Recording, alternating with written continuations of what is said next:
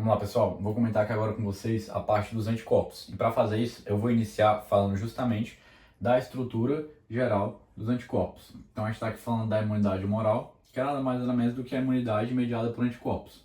Então, agora que a gente já trabalhou na aula toda já essa parte de justamente como se dá a ativação do linfócito B, a diferenciação, as diferentes subpopulações, etc, etc, etc.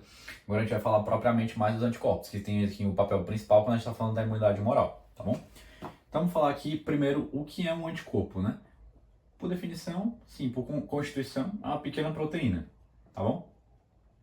Essa pequena proteína vai agir nos patógenos que estão ali circulando no meio extracelular, podendo ser tanto bactérias, fungos, vírus, tá bom?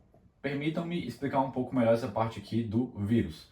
O vírus é um parasita intracelular obrigatório, mas o anticorpo só atua em patógenos que estão ali no meio extracelular. Então, como é que o anticorpo pode combater um vírus?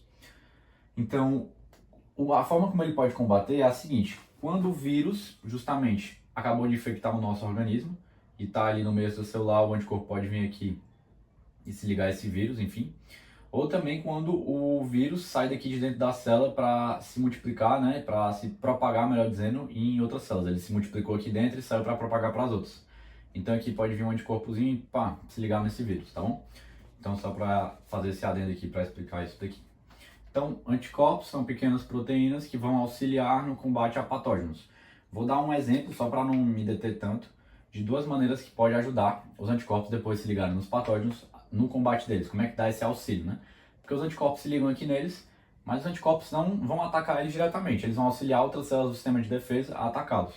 Então eu vou citar aqui dois, que vou desenhar aqui um patógeno de exemplo. Digamos que se ligou aqui um anticorpo, tá bom? Vou chamar aqui que é uma IgG, tá? Depois de se ligar esse IgG aqui, esse IgG pode auxiliar justamente num processo de opsonização, que é justamente o quê? Digamos que a gente tem aqui agora um macrófago. Esse macrófago vem, reconhece que é a IgG por meio de um receptor específico, FC-IgG, mais ou menos é esse o nome, e depois dele reconhecer esse IgG, vai facilitar o processo dele fagocitar. Então aqui é um dos exemplos de como os anticorpos podem auxiliar. O segundo que eu queria dar é o mesmo exemplo, digamos que está aqui um patógeno, tá? E enfim, se ligou aqui um anticorpo nele, um patógeno não, desculpa. Digamos que aqui tem uma célula que está infectada com o vírus. O anticorpo pode acabar se ligando aqui nessa célula. Depois que o anticorpo se ligar nessa célula infectada, ele pode auxiliar aqui agora, a gente está falando de uma célula NK, a célula NK a reconhecer justamente essa célula contaminada e justamente realizar o seu processo de destruição dela. Então aqui eu dei dois exemplos de como os anticorpos podem auxiliar no combate aos patógenos por células do nosso sistema de defesa. A exemplo dos macrófagos e das células NK, tá bom? Então esse aqui é a apresentação mais geral dos próprios anticorpos. Agora vamos se deter aqui na estrutura do anticorpo em si. Aqui, deixa eu colocar um pouquinho mais para baixo. Aqui a gente tem uma molécula de anticorpo, tá? Um monômero aqui no caso, porque é só um. No caso da IgM, um exemplo, né? Pentamélica, assim, 5 monômeros, 5 estruturazinhas, né? Então seria um monômero. Então aqui a gente tem uma molécula de anticorpo, tá? Aqui é um monômero porque só tem uma. Vamos se deter aqui um pouquinho nessa estrutura, tá bom? Vamos entender o seguinte. Esse anticorpo tem duas regiões. Região FAB. Deixa eu circular aqui na própria região. Região FAB.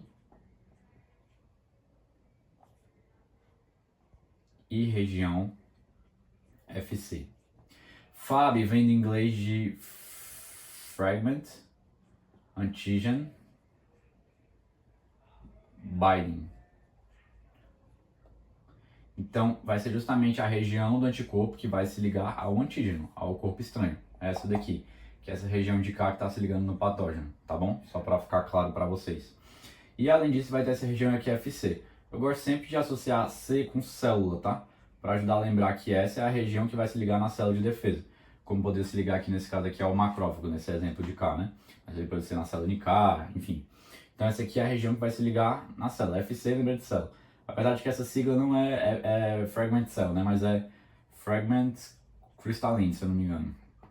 Que é um fragmento cristalino que eles chamaram, né? mas guardem aqui C associando com célula que vai ajudar vocês a lembrarem.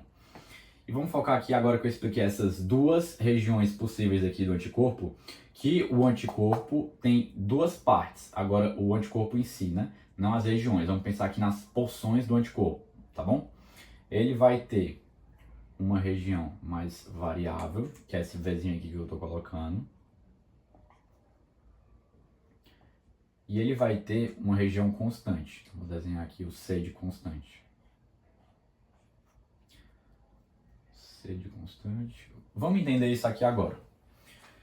Essa região aqui, que é justamente a região do Fab, a porção do anticorpo aqui dessa região é uma porção variável. Por que ela é variável? Vamos entender o seguinte. Eu tenho uma IgM para exemplificar contra o SARS-CoV-2, o vírus do Covid, e eu tenho agora aqui uma IgM contra o vírus do sarampo.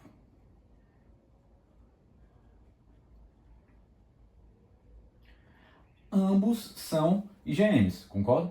Mas existe uma variação na estrutura dessas duas IgMs que vai diferenciar elas e torná-las capazes de serem específicas, certo? A um determinado antígeno estranho. Então vamos lembrar justamente aquela característica da imunidade adquirida, que é a especificidade. E a gente vê isso aqui se aplicando justamente também na parte dos anticorpos. Então aqui a gente tem dois... Voltei, pessoal, então só retomando aqui o raciocínio, tá bom? A gente tem aqui no caso duas IgMs, ambas são IgMs, mas elas são específicas. Uma delas para o vírus SARS-CoV-2, o vírus do Covid-19, e outra para o vírus do sarampo, tá bom? Então vamos entender o que muda de uma para outra, já que ambas são IgM.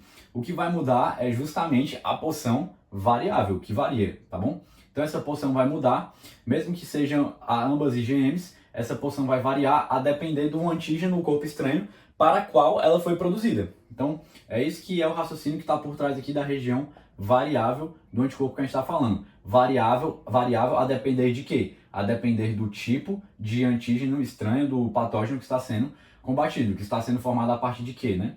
Então, justamente aquela questão da imunidade adquirida, que é a estratégia, a especificidade, tá bom?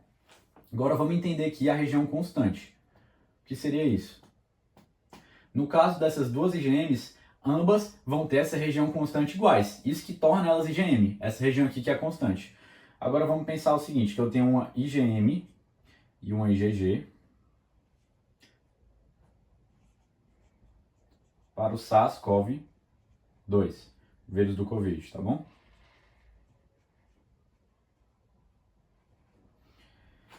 Essas duas vão ter a região variável praticamente igual, tá? Porque estão combatendo o quê? Justamente o mesmo patógeno, SARS-CoV-2.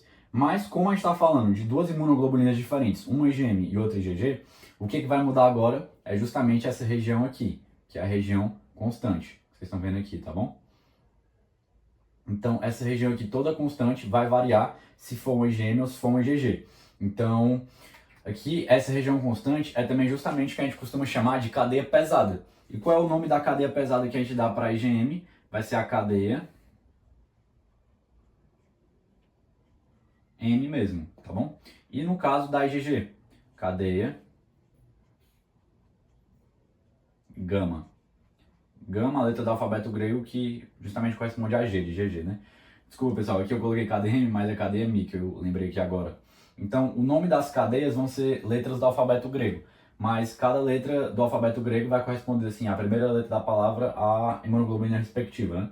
Então aqui, cadeia Mi, né, que é a letra do alfabeto grego. Mas essa cadeia Mi é justamente da IgM, cadeia gama, G de gama, justamente da IgG, né?